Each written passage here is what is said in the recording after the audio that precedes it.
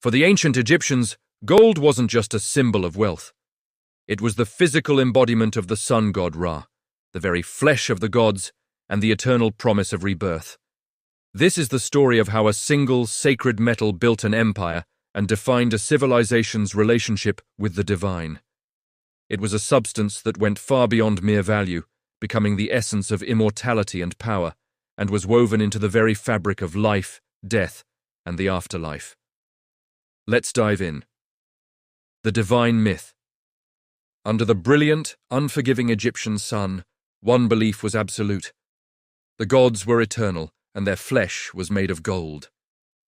And that wasn't just poetry, it was a core belief in their version of the cosmos. Gold, called Nebu by the Egyptians, was directly tied to the most powerful god in their pantheon, Ra, the sun god.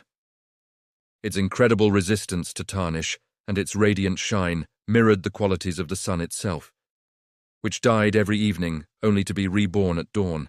This made gold the perfect symbol for the endless cycle of life, death, and resurrection. Naturally, the pharaohs, who were seen as living gods on earth, wore gold to display their divine status. Their crowns, jewelry, and thrones weren't just displays of power, they were declarations of their connection to the heavens. The metal was even believed to grant its wearer a piece of divine immortality. The Great Pyramids, those stairways to the stars, were thought to have once been topped with a pyramidion, a capstone covered in gold or electrum. Imagine it catching the first and last rays of the sun, making the entire structure glow like a divine beacon. Statues of deities in the temples were often made from or decorated with gold and were believed to become the physical forms of the gods during sacred rituals. For the Egyptians, to hold gold was to touch the divine. To see it was to witness eternity. The golden quest. But getting your hands on this divine metal was anything but simple. Gold did not lie scattered across the Nile's fertile banks, waiting to be picked up like pebbles. It was hidden, locked deep within unforgiving stone, buried beneath miles of scorching desert, or embedded in the rugged hills far from the comfort of the river valley. To reach it demanded not only ambition, but extraordinary engineering skill, logistical planning, and sheer human endurance.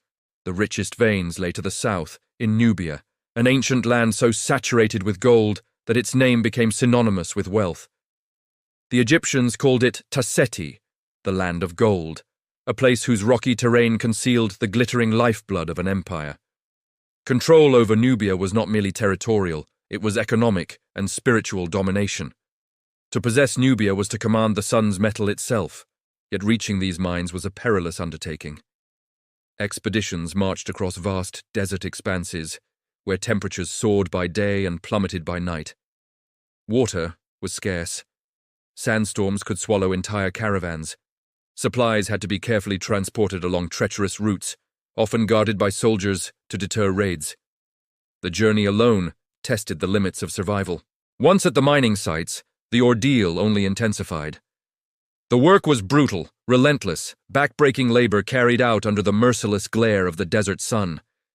Prisoners of war, enslaved laborers, and the lowest ranks of society were forced into narrow shafts carved into solid rock. The air was thick with dust, breathing was a struggle. With primitive stone hammers and pounding tools, they attacked gold-bearing quartz, chipping away inch by inch. The extraction methods were as ingenious as they were dangerous. One of the most effective techniques was fire setting. Workers would build massive fires against a cliff face or tunnel wall, feeding the flames until the rock glowed from intense heat. Then, at the height of its expansion, the stone was suddenly doused with water. The rapid cooling caused thermal shock. Cracks spidered across the surface, and fragments splintered away, revealing the veins of precious metal hidden within. It was a risky method. Flying shards and collapsing stone claimed lives. But it worked. After the rock was loosened, the real grind began.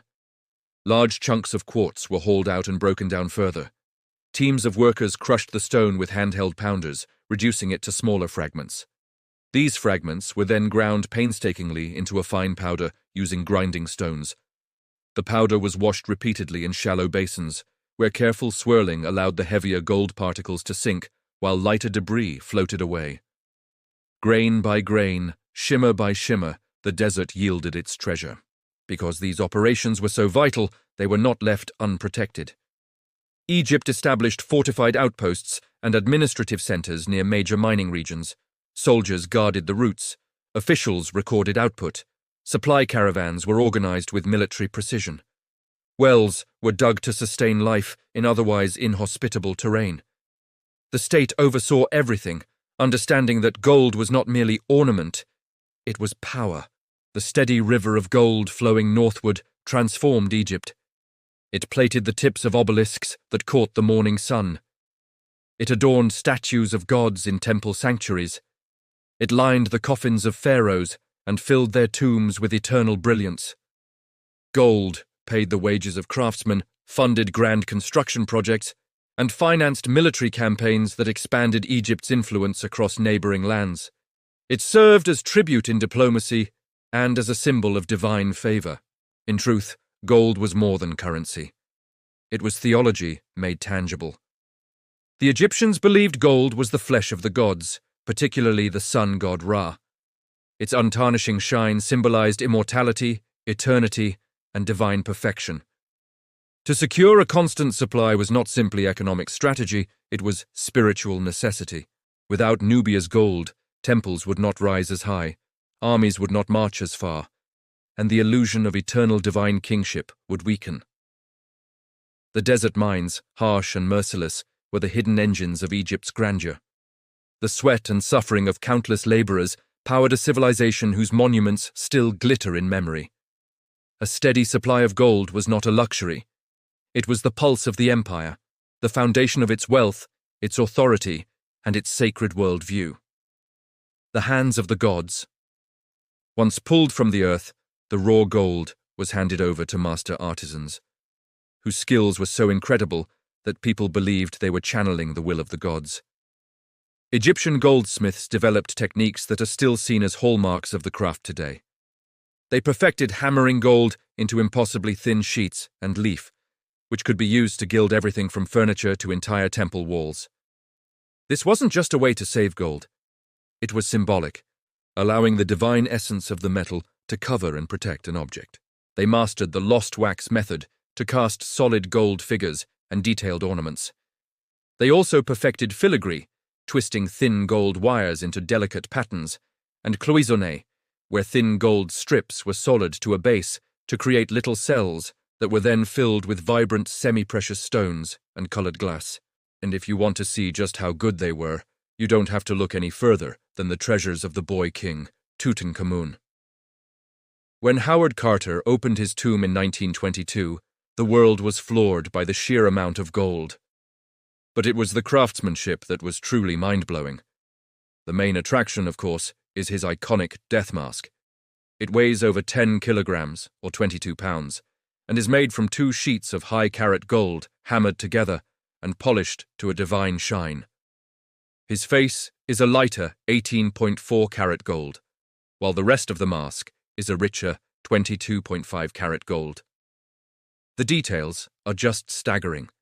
The eyebrows and eyelids are inlaid with deep blue lapis lazuli, a stone imported from the mountains of modern-day Afghanistan, while the eyes themselves are made of quartz and obsidian. The mask was made to protect the pharaoh and allow his soul to recognize his body, guaranteeing his resurrection in the afterlife. The pharaoh's power gold wasn't just about divinity, though. It was the key to real, earthly power. While ancient Egypt didn't use modern-style currency for most of its history, gold was the main measure of wealth and a medium for trade. Scribes would carefully record the weight of gold in transactions, and it was used to pay soldiers, reward loyal officials, and finance the massive building projects that defined the empire.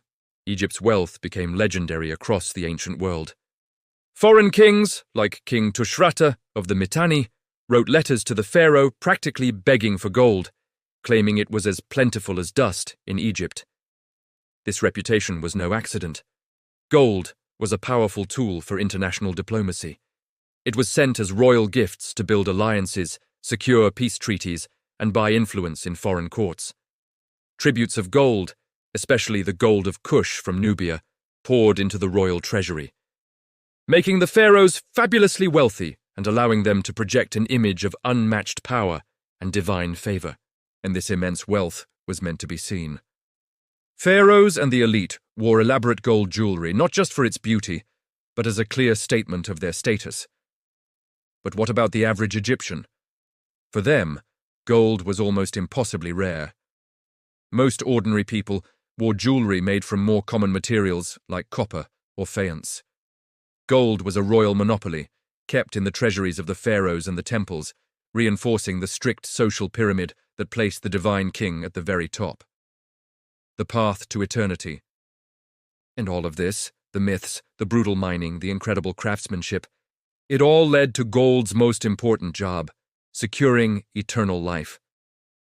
You see, the Egyptians believed the afterlife was a real physical place, and you couldn't just show up empty-handed.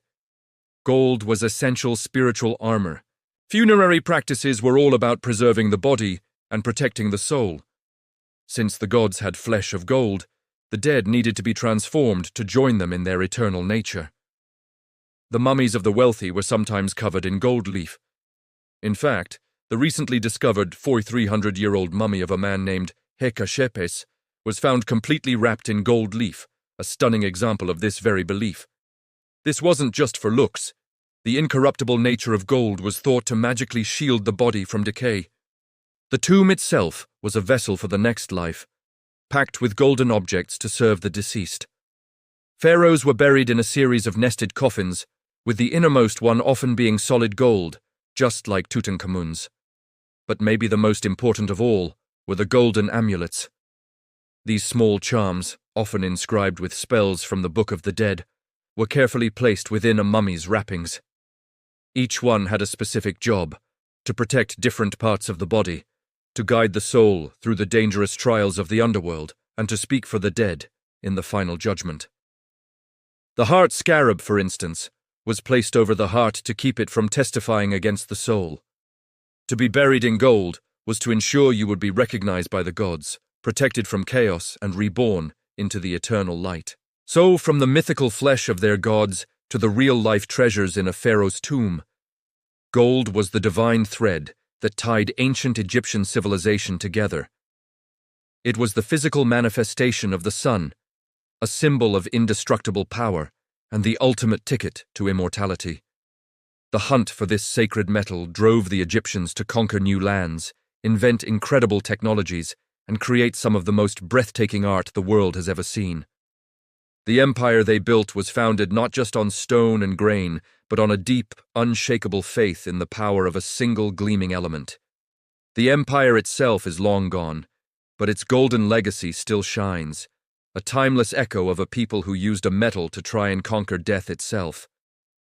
If you enjoyed this journey into the world of ancient Egypt, kindly consider hitting the like button and subscribe for more stories from the ancient world. What part of Egypt's obsession with gold do you find most fascinating? Let us know in the comments below.